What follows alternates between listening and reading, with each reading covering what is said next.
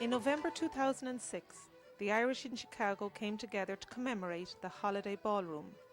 Hugely popular with all the Irish immigrants, they reconnected with old friends from home and established lifelong relationships. 50 years since its heyday, the Holiday Ballroom was the place to be and have the crack on a Saturday night in Chicago.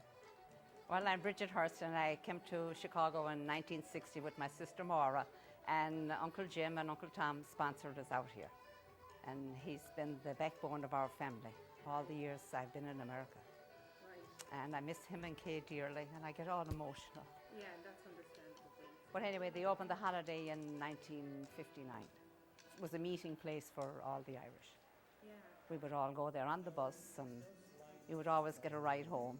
The people that came out that time, like myself at home, everybody went to the dance halls because there was a dance hall. Every town practically had a ballroom at that time in Ireland in the 60s. And everybody in every county, everybody danced. And the same way the people that came here, they brought that with them. And that's why they all went to the dances, and the dances were always packed because they loved to continue on with that tradition. I went to a pioneer dance on Wednesday night. I came on a Saturday, and the following Wednesday I went with my cousin to a pioneer dance, and somebody said to Frank O'Malley that I played the drums. And I went up and played the drums, and Jim O'Neill was there, and he says, "I need you desperately." And that's how I got started in that. He told me, "I'll have you playing in the Keemans on Friday night and the Boulevard Sunday night." And that's the way it was, immediately. But in the Holiday Ballroom, I played with Jimmy McShane. Jimmy was from Donegal. He played the piano accordion, and we would do the Cayley part, the Stack Barley. Always, that was the first thing all the women got up and did at 11 o'clock to the minute. If you weren't there, you missed it. Okay. You know, it was, and Shoot the Donkey, and the Gay Gordons, all of that. Few waltzes, all of that was done. Then we'd do the waltzes. Frank would sing the waltzes. And then as the night went on, maybe an hour and a half later, we did the Siege of Venice, and Tom O'Neill lined them up, and we would do a few more waltzes. Well, my name is Jimmy Butler, and I came here in '63 with my wife and my 3-month-old boy. And we hadn't gone out in the States, no, because of the baby. So we did finally get a babysitter in around December of '63. And we didn't know where to go. So we went to, my brother-in-law took us to the Holiday Ballroom. And he introduced me to Jim O'Neill. And Jim O'Neill knew of me. He never met me, but he knew my name, because I was with bands in Ireland. Okay. And he asked me to get up and sing a song, and I did. Sang a couple of songs, and I was there for, I don't know, 15 years. Jim liked continuity. He was a loyal guy to work for, but he expected loyalty in return. You saw the same bartenders, you saw the same waitresses, you saw pretty much the same guys in the band for all these years. That's just the way he was. When I joined the band, the first thing O'Neill said is, "This is a union band. You have to join the union." And I didn't know what that was all about. But that's just the way he was. He wanted it run a certain way, and that was one of the criteria. It had to be a union band.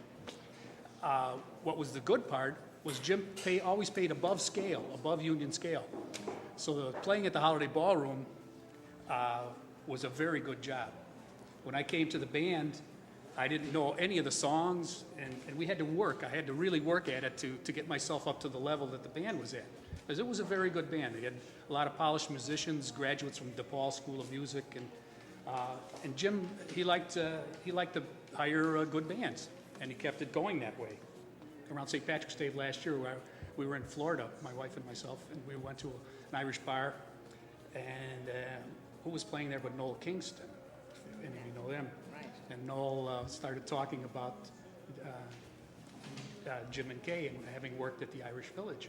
And he said, "No, there's a couple over there that's from Chicago. Why don't you go talk to them?" So I went over and said hi. And of course, my first question was, "Do you remember the Holiday Ballroom?" oh boy, smiles come to their face, and oh, that's where we met. And I thought that's the power of the Holiday Ballroom, even to this day. It brings a smile to people's faces when they think of it. I worked with the Legion of Mary as a volunteer, and one of the people I recruited was a girl from the Philippines. And a week later, she was running my life, and a year later, we got married. And one of the ways I introduced her to the Irish was bringing her up here, and she used to spend many a Saturday night here with me. So this was her introduction to the Irish people. And you guys must have impressed her, because she married me, after all. The Holiday Ballroom had so many happy memories for so many people. Now, some of them might have regretted some of their actions, but there still were very happy memories for. And it seemed the kind of logical thing, build a benefit around something that people had happy memories from. And that's how it came about. And then people just got involved. And on my level, I never believed when we started off that it would be as successful as it has become. Well, I knew the St. Patrick's Fathers were involved in the missions, and hearing about the drought in Africa, I asked Father Carl if there was a mission, a particular mission that we could help. He said, I'd like to do something for your guys. But he didn't just want the generic for the mission. He wanted to focus in on some particular need. So when he asked me about it, I asked central administration, was there any place that was in need? And they asked Nairobi, the leadership team in Nairobi, was there any place they thought was in particular need? And John Gary had worked in this area, knew it well. He's one of our guys. John's from Athlone. John had worked in this area. There are other projects like Sudan, Turkan, but he felt that these were more in the public eye and money was going that direction, whereas this one was being forgotten. I like helping people, Mary, especially when there's children involved. I've always been one to help children if I could in any way. When we're helping or working with people from Kenya or wherever it might be, that we're actually helping ourselves, because discoveries in recent times and where humanity began, it actually began on the African continent, and then the human race spread to the rest of the world. So like really Africa is the cradle of all humankind, and if we're going to be true to our roots, I think we owe them something. And I think there's something still there in Africa that we don't have in other parts of the world. Like there's a richness or a vibrancy or something, and you can see it in the movement, you can see it in the dance and that we don't have elsewhere. And the various cultures, the different languages, the way people have of understanding each other. If they die out, I think we're going to be less people because of it. So I think it behoves us to be in there working with them, and it'll be not just for the benefit of the people with whom we work, but if we're being selfish, it's actually going to be good for us as well. We're going to have a richer humankind because those people are allowed to flourish and can flourish along with us. Like the Irish in the 1800s, when the potato became the dominant crop, there was no other crop. And when the potatoes failed, they had nothing else. In Kenya, corn, or maize, as we would call it there, was introduced. When there's plenty of rain, corn will grow and give a huge abundant crop which will feed numerous families even on a small acreage. But again, it's not drought resistant. So when people moved from growing millet into growing corn, the corn wasn't drought resistant, and as soon as there'd be a bad year, the corn crops would fail and people would have nothing to eat. And then they start selling their cattle. And then when the rains come again, they have nothing. Dr. Michael Close told us at one of our meetings, if a kid doesn't get nutrition at a certain age, it's going to affect him or her the rest of their lives. And the result is what the churches are trying to do in schools and in villages is run a food program for children, basically, so that they can get the nutrition they need. And if they get that, there's a chance that they will survive to adulthood. And part of what this whole thing is about, again, is once there's no rain, the water disappears from the usual sources, but very often the water is under the sand in the riverbed, that there's a strata of water there. And if you know where it is, you can dig down and get some of it. But it's more importantly, if you know where it is and you have drilling equipment, which the diocese has, you can drill down and make a number of wells. And if there are wells, if you have water, you can have a certain amount of life. First of all, the initial sum of money that we sent out, we were able to buy some corn, to use the American expression, but maize and beans. And that meant that people got fed. It's not a handout, it's a hand up. That's what we're trying to do in that particular instance.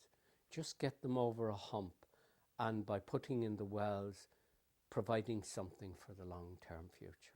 As a missionary, one of the privileges is meeting the people in Kenya or wherever it is, and being able to work with them and seeing them working at the local level, and then coming back here and seeing what your committee members and all the others are doing. And it's sort of being able to put the two together, and it works out that one group is helping the other and they don't know each other, but we're the privileged ones who are able to see it. And we're able to go back to the people in Kenya and say, look, we met those people in Chicago and this is the great work they're doing. And I'd like them to know that everything that they're doing is really appreciated. They might never meet the people, but it's appreciated and it's well worth it. And it really gives a meaning, and it gives great strength and vitality to the work that we are doing as St. Patrick's missionaries as well. Maureen O'Looney has a little yellow list here, whom she's looking for workers for various positions. Various the salary is union rate. Union rate. Zero pence for 0 hour, and zero for anything you do. But anyway, let's end with a prayer. Glory be to the Father, and to the Son, and to the Holy Spirit, as it was in the beginning, is now, and ever shall be, world without end. Amen. And may Almighty God bless all of us and the work we are doing. In the name of the Father, the Son, and the Holy Spirit. Amen. Thank you. I never thought it would take on the life that it has taken. It has absolutely, it's like, I cannot believe the people that have come on board, the organisation that has gone into it. And there have been no shouting, no screaming, no yelling at any of the meetings. We've had a marvellous amount of fun at all the meetings. And as they would say in Ireland, the crack has been great. And I'm grateful for that. And I'm grateful for all the people that got involved. Thank you.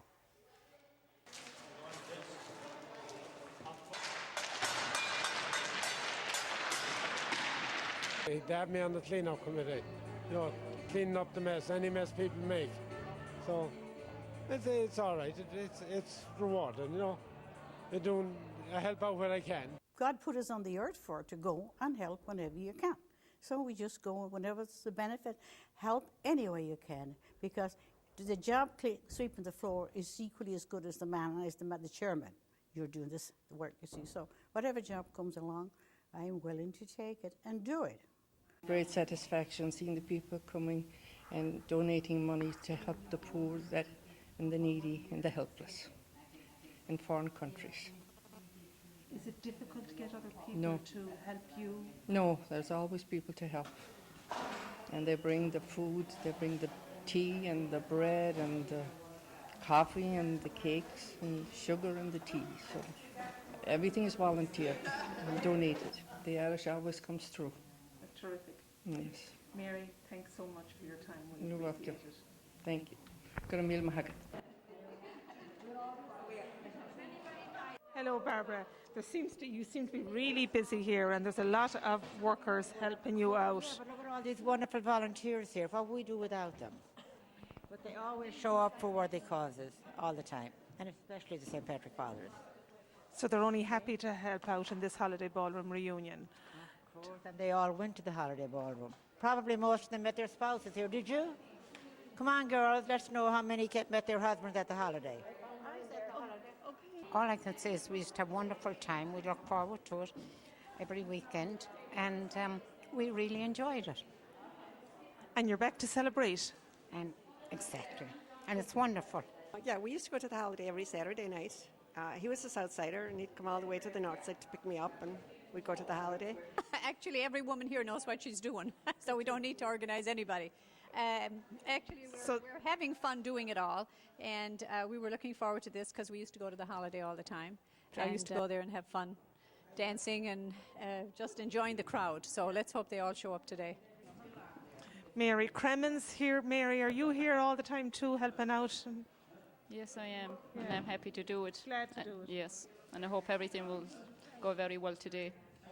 My dad always told us that every day of our life, if we could do it, to do some little turn, it may be small, because he said the small turns out to be a big one many a time.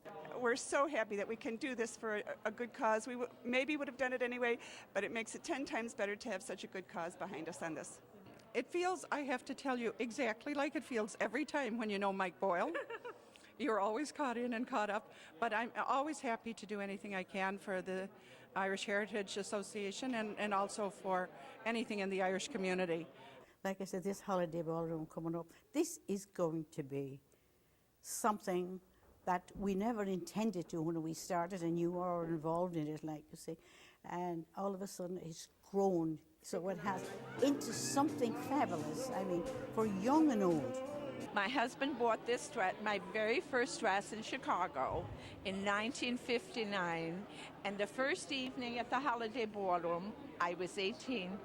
I wore this dress and my husband wore this jacket. I do not save things, but I could not give up this dress or get rid of this. And I met my husband at the Holiday. He came up and he said to me, "Is your name Mary? Would you like to dance with me, Mary?" And I said, "No, my name's not Mary, but I'll dance." And that was the beginning, and I'm Mrs. McGill now. My first night at the Holiday Ballroom was the first week I was in Chicago. I was teaching at St. Andrew's School, and one of the parents found out that I didn't know anybody, so she threw a party at her house for me. And the party lit over at 10, and I was expecting to go home and go to bed. And the group decided they were going to go to the Holiday Ballroom, and I didn't have a clue what was going on. So 11 of us, Mike Moran, and a whole bunch of us got into the car, and we're dangling legs and feet out of the car window. And we all went to the Holiday Ballroom, 11 of us in that one car. And why we weren't stopped, I'll never know. And that's the first night I was there, and I met my husband right there that night. And my husband's name is John Cronin, and we're married 38 years. Oh, we just love to dance. You know, the Irish, they love to dance. And it's a social thing. I mean, it was a social thing in Ireland. It was, that's what we did. I mean, in Ireland, we never had, there was no bars or anything, and it was always, just tea used to serve in the dance halls at that time when I was coming up. But it was just the social thing and the dancing. We love dancing. I tell you that the most important dance of all was the stack of barley, because that's where the guys sort of stood around and the girls danced 2 by 2. And we sort of pick out the ones that we wanted to dance with. Well, usually it wasn't three of us. It was Kathy, Donna, and myself. They used to go every Saturday evening. And of course then I ended up meeting this man here. And he asked me out on a date for the following week, and I said no. And Kathy Rowan said to me, Kathy Murphy, she said, "Just go out with him one time." So he did call me a week later, and I did go out with him. And here 40 years later.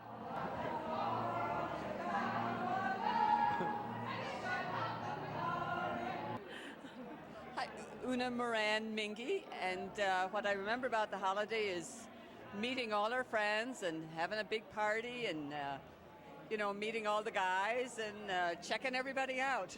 That's a long time ago, but still here talking about it. That's where I met my husband, Ed Mingy. I met him there, I think he was 6 months back from Vietnam when I met him there, and we will be 40 years married October 28 of next year.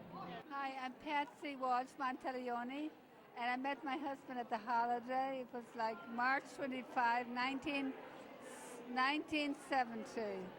And I remember, most of all, I remember Mike Moran, that he would pay for all of us going into the holiday. I mean, I just never forget that.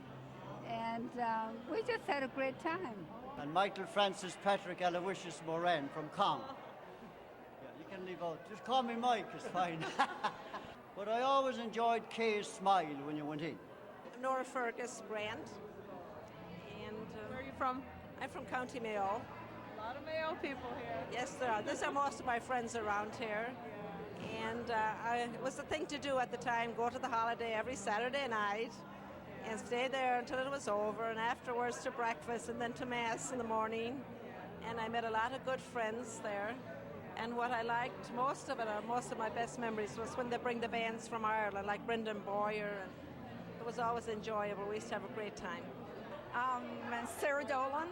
I'm from Dublin, and we went to the Holiday Ballroom in the 60s, and all our friends from Mayo and Galway, and we've been friends ever since. We still are friends, and it's great to have that. Mary McGowan, Mayo. Oh, getting dressed up and meeting all the nice guys. Jim Clark. I used to go there with all my cousins. And we used to take them all. I think one time about 6 or 8 of us in a car. Angela McFadden. I'm from Cong, County Mayo. And I just liked the place when I came here first. It was a nice place to meet everybody. Irene Walsh, Connemara. Jim O'Neill and Kay for keeping us safe, and it was a terrific place to meet. Just terrific to see all those familiar faces. A lot of them I didn't really know their names, but fortunately for me, they knew me. And so it was a wonderful night, and it was great to see such a success. And you would just hope maybe something like this could be done again.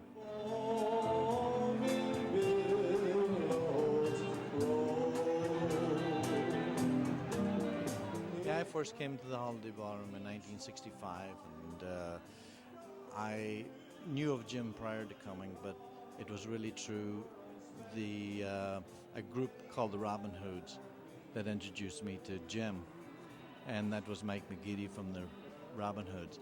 And when I first met Jim, he asked me if I would take Noel Short's place. Noel Short was a singer there at that time. He was from County Kerry, and I filled that spot for 6 weeks, and Noel Short never returned. I don't know why, but I think he ended up in Kerry and stayed there, and that was it, and I was there until the close.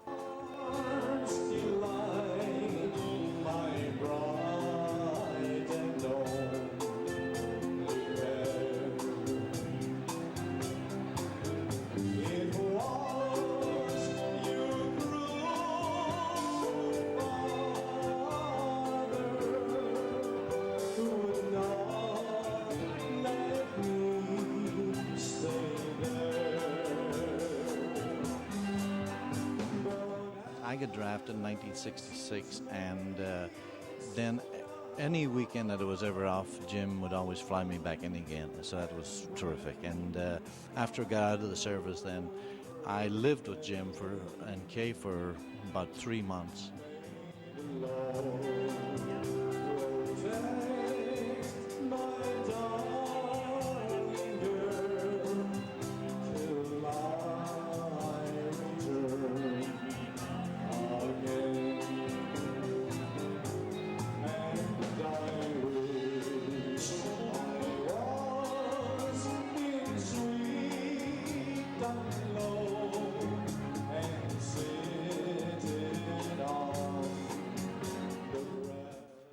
We had crowds there back in those times from 1,000 to 1,400 people on a Saturday night.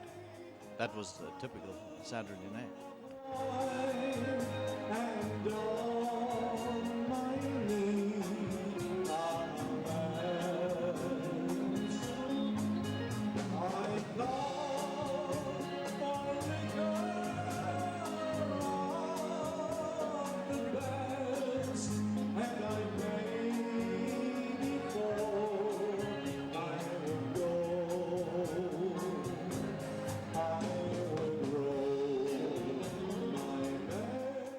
was all a lot of enjoyment for me. Yeah, it was really a fun place to be.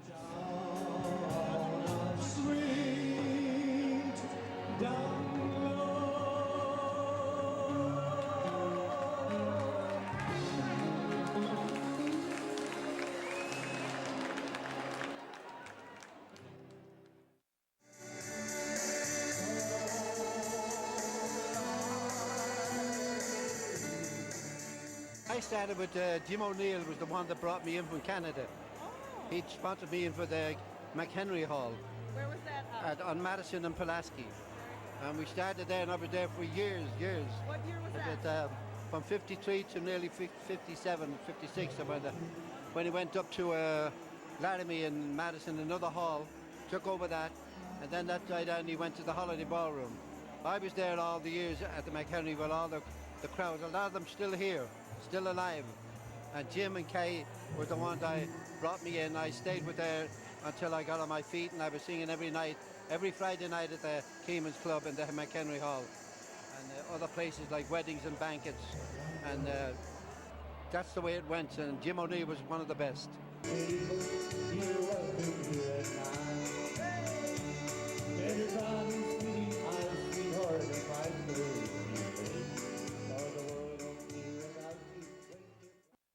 Basically, the idea of the Holiday Ballroom came from Mike Boyle, which was really, in my honest opinion, a brilliant idea.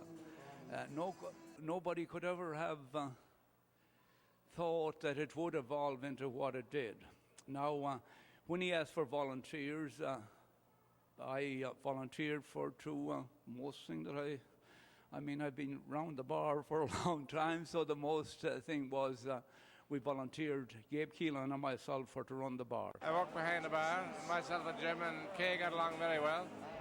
And Jim took care of everything. He took care of all his customers and all the people that worked for him.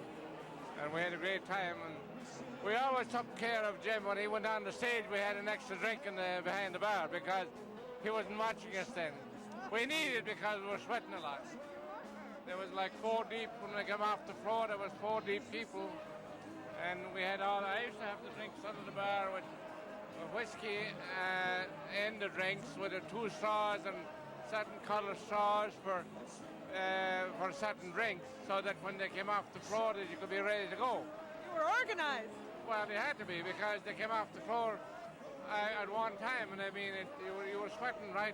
You know, so you had to wear tunic and long sleeves shirts. It was very nicely done. Jim and Kay were very nice to me and all the people that worked for him, and the waitresses were on the floor, and everything was. After the dance was over, we always had cocktails behind the bar when all the crowd was gone. The people, and then we had about a half an hour or whatever, and Kay and Jim and Tom O'Neill, the brother, and all the waitresses and the bartenders would all be together.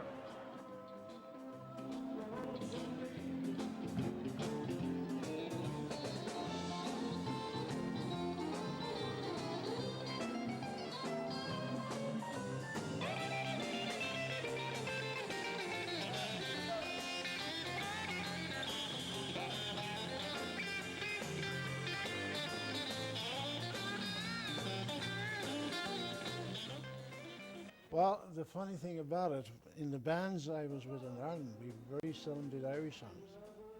We did all the hit songs of the day and that type of song, but very little Irish songs. So when I came to Chicago, I didn't know too many Irish songs. I knew everything else. So I had to go and learn a bunch of Irish songs. And Ireland was a very dance-crazed country. There was bands over there.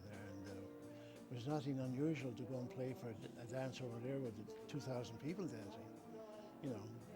So they were all dancing, you know, the tangos, slow dances, fast dances, and then the stuff that would come in like the twist and rock and roll, and you know, that basically all that. And then they would always have they always had to play a couple of waltzes, right, you know, always had to play a couple of waltzes because everyone wanted a waltz. And of course, that was a time when you danced with the girl and, you know, pretty close in your arms. So a lot of single guys loved that. Yeah.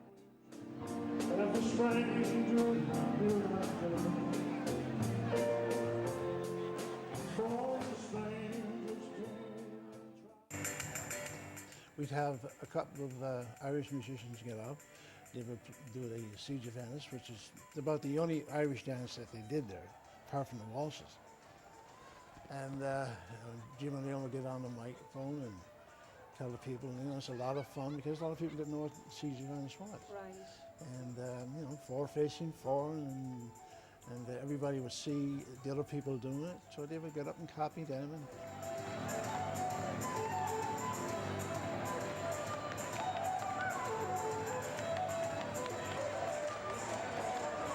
If we can accomplish one thing, this is what I'd like really to accomplish, is to get people out more often and get involved. People that I see very rarely at functions in the summertime. You don't see them from one end of the year to the other. And now they're starting to come and enjoy themselves and be part of the community.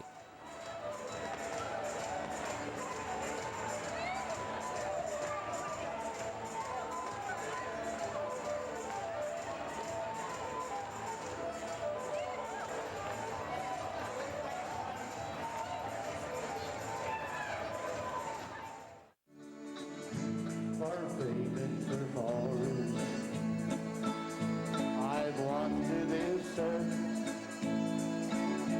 but now I'll return to the land of my birth.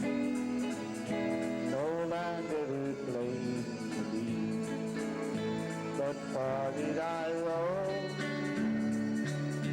For these are my mountains, and I'm going home. Listening to Ted Healy up there, he's a wonderful singer, and it was just nice to listen to him and dance to his music.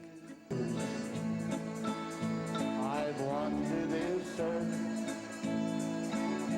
but now I'll return to the land of my birth.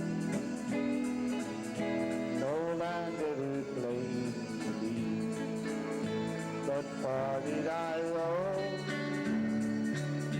For these are my mountains, and I'm going home. I like the American dance. I like the old-time waltzes. And I like the fact that there was one time in the holiday when it was packed, just packed. People, shoulder to shoulder people. The funny part of it was, if you got on the dance floor, which you usually did, you never left it. There wasn't, because you'd be going that way, and they'd start a new dance, and someone would say, "You want to dance with me?" Yeah, why not? That was the fun part. My own mother's tongue,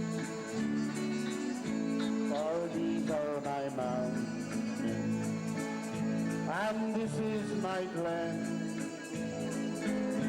For the days of my childhood, I'll see them again. I came here in 1960, so I started probably 1961. I learned about the holiday, went there, find a husband. Took me 10 years to find a husband. I'm Frances Fitzgerald. My maiden name is Diamond.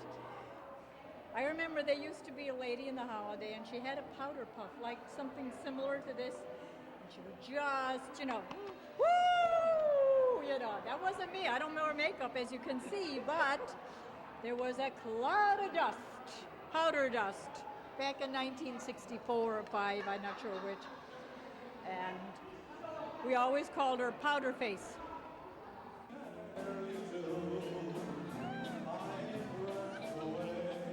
I saw a lot of happy faces there, and that always intrigues me to see faces. Even if I haven't ever seen them before, just to see the different faces and the smiles on their faces, and just the way they go about and mingle with the other people and smile or pass them on the dance floor and just doing their thing for the evening. It's just so nice. Greet you big and small. Oh, there's no place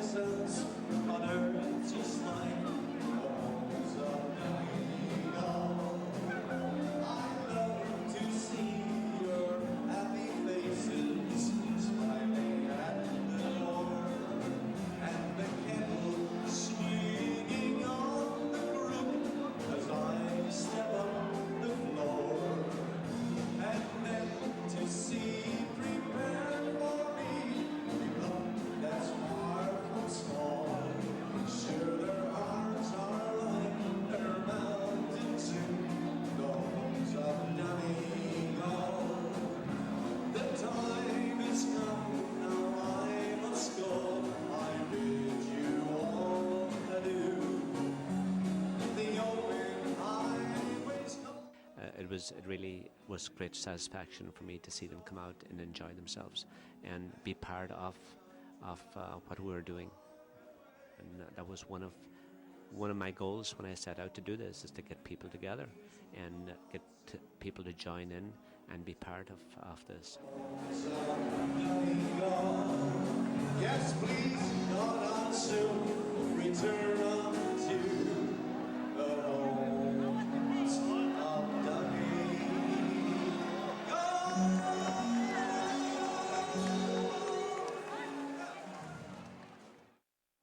These are the three who were very involved in the raffle committee for St. Patrick's Fathers. So this is Angela Cody, Kathleen Murphy, Bridie Fennessy. and there was a huge amount of money raised. And girls, what did it feel like just to partake in the night? How do you feel about it? Well, really, it was great.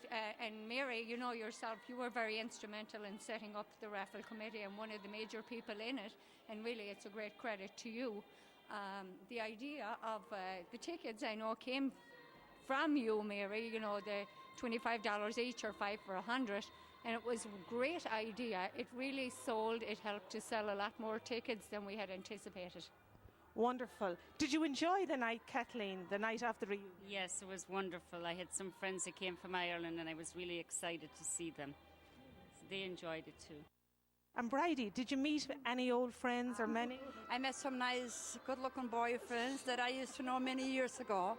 But of course, they're married now and they have wives. It was really wonderful. Had a wonderful time. Really enjoyed it. Well, now here's a dance you should know.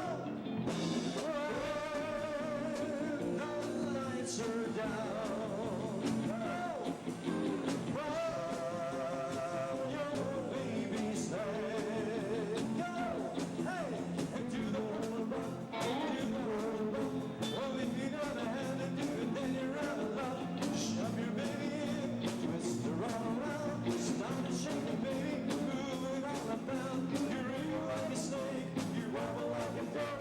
That's what you do when you do the holiday now. Here's how dance you should go. Hey, the lights are down. Your baby's bed. A little bit of this, a little bit of that. Oh, if you don't have to do it, that's what I insist. Shove your baby in. We're all O'Neills. All O'Neills here. We're Jim's nieces and nephews. Jim O'Neill, the Holiday Ballroom.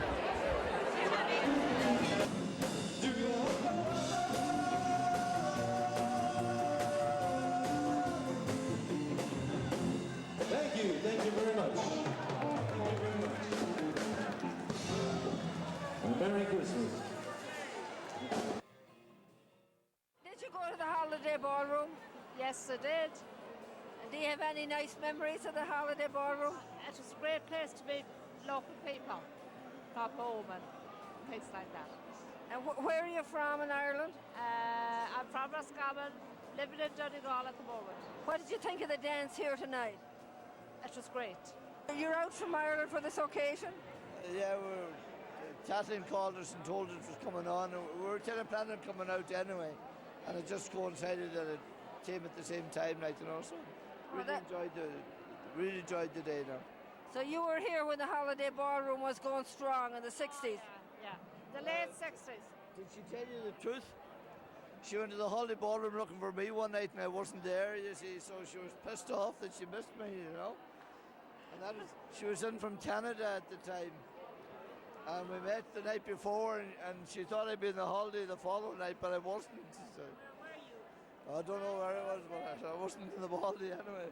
She caught you anyway, you couldn't get away. She didn't let her go anyway, like, you know.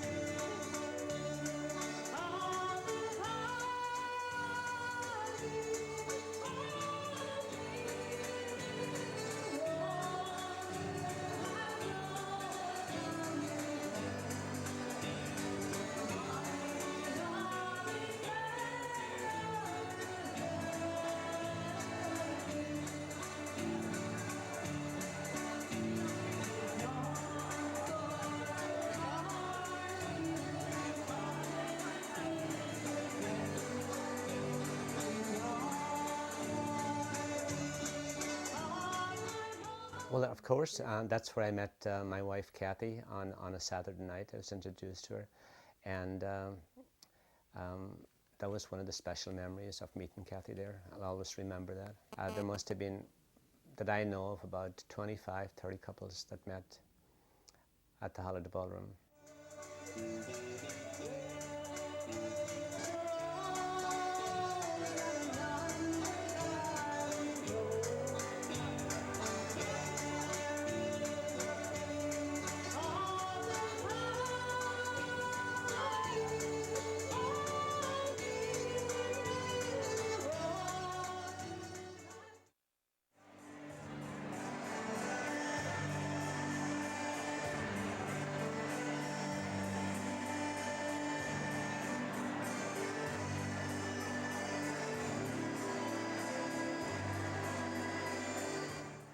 Whenever the Irish get together, we have a lot of fun. We have a way of laughing at ourselves, joking with each other, a fun-loving, storytelling sense of playfulness in our actions. We couldn't let the night pass without playing a trick on one of our committee members.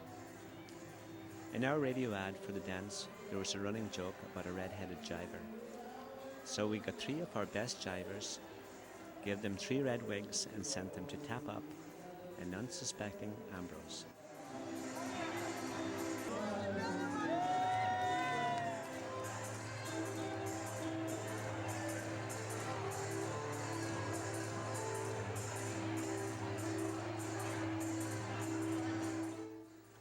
One after another surprised him, but the 4th redhead was really his own wife, Teresa, back in a red wig.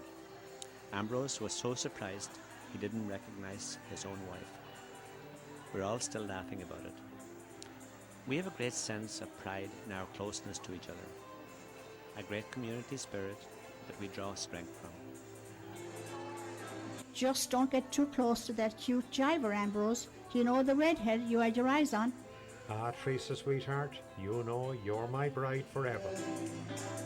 The most famous words between any man and woman, till death do us part.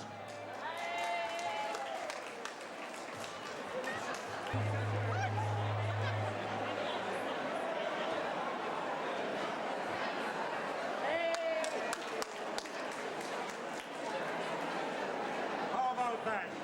And a special thanks to Michael Boyle, who was the backbone of all. And I mean that from the bottom of my heart. And thanks for everyone that took part. The Holiday Ballroom reunion provided a platform for the Irish in Chicago to show their great generosity and to raise substantial funds for those afflicted by famine in Kenya. The strong missionary tradition among the Irish of reaching out to those in need produced some wonderful results. The 77,000 raised at the reunion has funded food and water holes in East Pokot in Kenya. On earth, just like the homes of Donegal. There's a Kiswahili phrase that says thank you. It's asante sana, and you hear it all the time in Kenya. And then there's another Kiswahili phrase which people say to you when they want to give you a blessing. They say, Mungu awabariki. May God bless you. May God bless all the people that were involved in the Holiday Ballroom reunion. A happy event became an event to give to people in Kenya a lot of hope. God bless you all.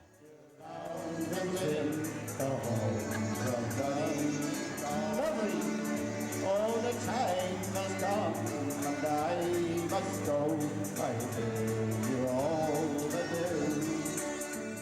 Oh, there are roads to where we're going, endless highways and dusty tracks, and the road that we have traveled is the road that always leads us back and takes us to familiar places and takes us back to share again golden days and friendly faces. May we all someday meet again. There are words we should have spoken. There are plans we should have made. Promises that we have broken. It has always, always been the same, and takes us to familiar places, and takes us back to share again golden days and friendly faces.